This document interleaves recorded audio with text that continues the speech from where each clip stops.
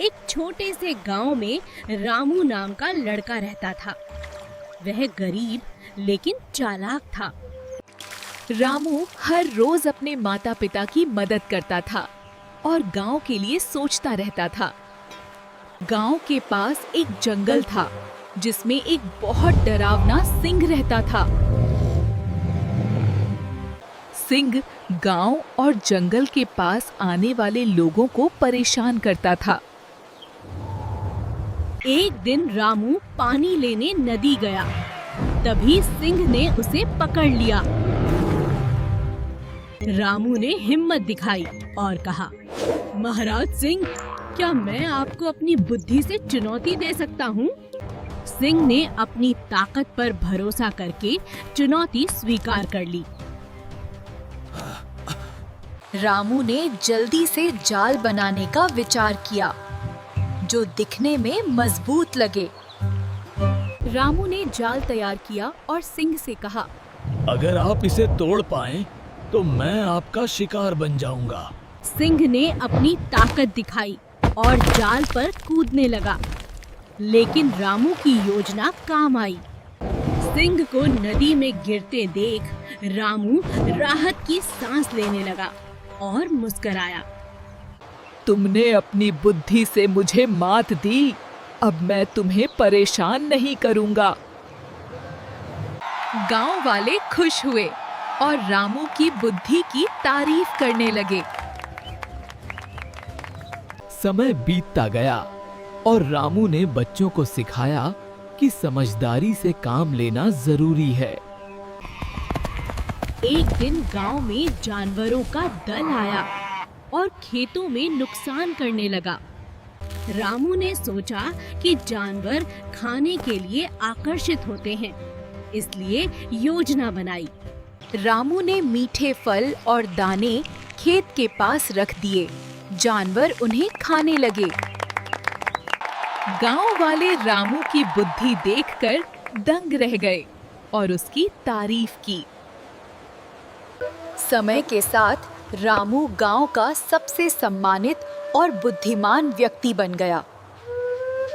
रामू हमेशा कहता था कि शक्ति केवल शरीर में नहीं, बल्कि बुद्धि में भी होती है।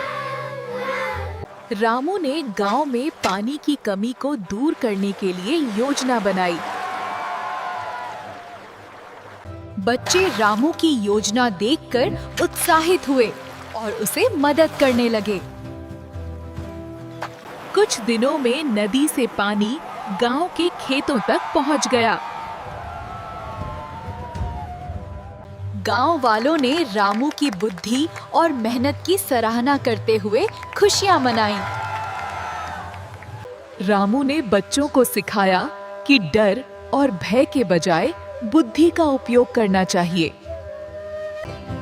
गांव में हर कोई अब समझ गया कि शक्ति केवल शरीर में नहीं होती। रामू ने गांव के बच्चों के लिए खेल-खेल में बुद्धि की शिक्षा शुरू की। एक दिन गांव में आग लग गई और लोग परेशान हो गए। रामू ने एक योजना बनाई और सभी को सुरक्षित स्थान पर ले गया। आग बुझाने के लिए रामू ने नदी से पानी भरकर मदद की। गांव वाले रामू की बुद्धि देखकर दंग रह गए और उसका सम्मान बढ़ गया। रामू ने हमेशा कहा कि समस्याओं का समाधान बुद्धि और धैर्य से ही होता है। गांव में नए लोग आए और रामू ने उन्हें भी मदद और शिक्षा दी। रामू ने गांव में सभी के लिए पानी और भोजन की व्यवस्था सुनिश्चित की। गांव में सभी लोग अब समस्याओं का समाधान सोच समझकर करते थे। रामू ने गांव के लिए नई योजना बनाई और बच्चों को उसके बारे में बताया। रामू ने उन्हें समझाया कि बुद्धि का प्रयोग सभी संकटों में मदद करता है। एक दिन गांव में तेज हवा आई और पेड़ गिरने लगे। रामू ने बच्चों और ग्रामीणों को सुरक्षित स्थान पर ले जाकर संकट टाला। सभी ने रामू की बुद्धि और समझदारी की सराहना की। रामू ने गांव में जल संरक्षण और खेतों की देखभाल पर ध्यान दिया।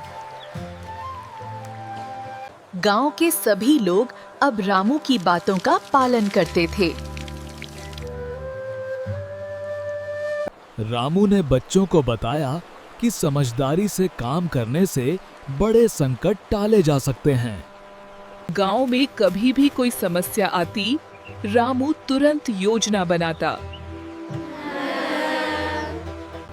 रामू की समझदारी और चतुराई से गांव खुशहाल और सुरक्षित बन गया। सिंह भी अब गांव के पास नहीं आता और सब शांतिपूर्ण जीवन जीते। रामू ने बच्चों को हमेशा याद दिलाया कि बुद्धि सबसे बड़ी ताकत है। गांव में हर कोई अब मुश्किल समय में धैर्य और समझदारी से काम करता। रामू ने हर समस्या को हल करने के लिए योजना और बुद्धि का प्रयोग किया। गांव में अब सभी लोग संकटों को समझदारी और धैर्य से हल करने लगे। रामू ने गांव के सभी लोगों को शिक्षा और समझदारी का महत्व बताया। गांव में कभी कोई खतरा आता, रामू तुरंत उसका समाधान ढूंढ लेता। रामू की बुद्धि और धैर्य के कारण गांव में शांति और समृद्धि फैल गई। गांव वाले अब समझ गए कि केवल शक्ति नहीं, बुद्धि भी महत्वपूर्ण है। रामू ने बच्चों को हमेशा कठिनाइयों में धैर्य और चतुराई दिखाने की सलाह दी। समय के साथ गांव में खुशहाली और सुरक्षा का वातावरण बन गया।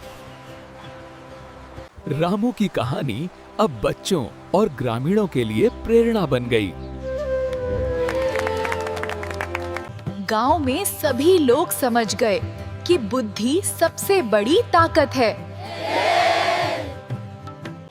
रामू ने हर कठिनाई का सामना धैर्य और समझदारी से किया। गांव वाले अब बिना डर के सभी काम करते हैं और जीवन खुशहाल है।